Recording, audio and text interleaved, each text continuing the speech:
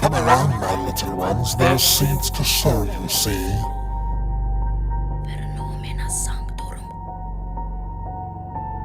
We'll take what's good, give it thorns, and call it religious liberty. Liberty is hard won.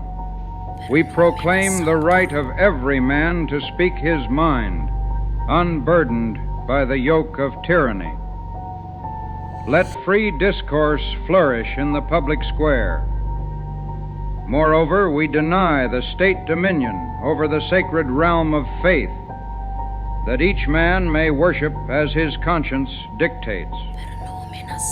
Thus stands our First Amendment. Add then that Christians hold this belief so dear, they're blinded to deceit.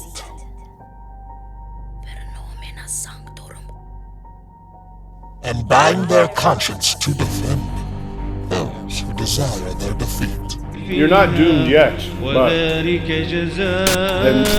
in all of world history, there has never been a civilization that has so opened its doors to another civilization that is openly hostile to it. So this is unprecedented. Part of Islam, and we will not stop until it enters every home. So I want you to repeat after me: La ilaha illallah, Muhammadur Rasulullah. There is no God worthy of worship except Allah, the God of Jesus, the God of Moses, the God of Abraham, and the God of the last and final prophet Muhammad. Your ancestors of Europe, when I describe it in my books, because I write about history, fought tooth and nail to prevent Islam from entering and conquering Europe. Well, how come there's no amplification? Hey, you guys are acting like thugs, man. You're like straight up thugs. Hey, you're taking away my point. He has every right to be out here engaging in speech. He has every right to be out here engaging in speech. There's cars. These seeds are slow to start but grow at an accelerated rate. Before they know it, the ground is full and Christians removed the gate.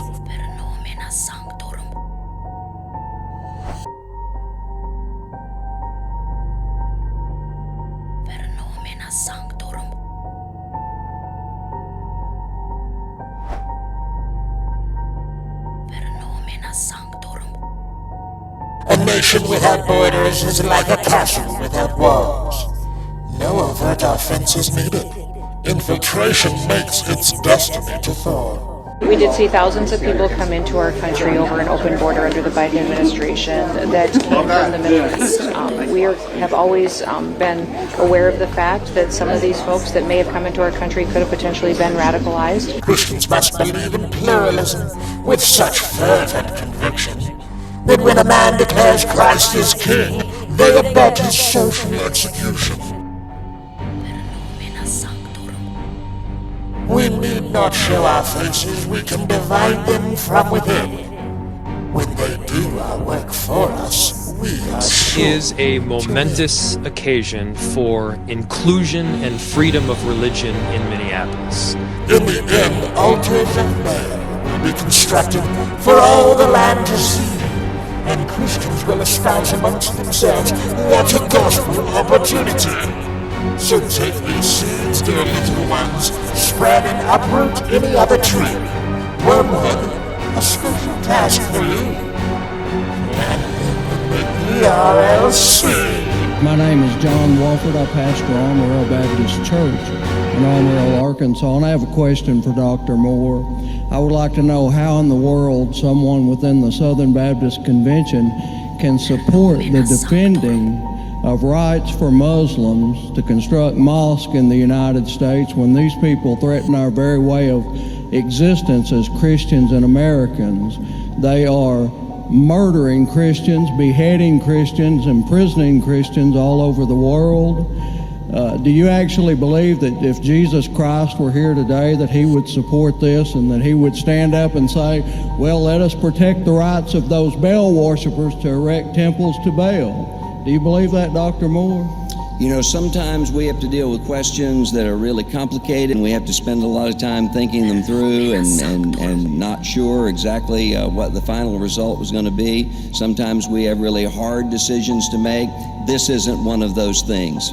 What it means to be a Baptist is to support soul freedom for everybody.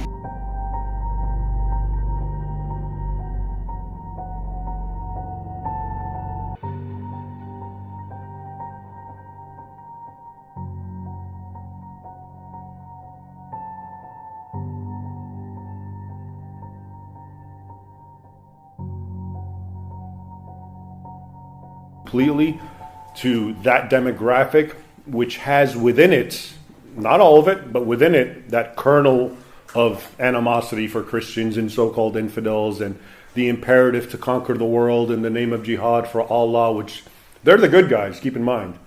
They never see themselves as the bad guys.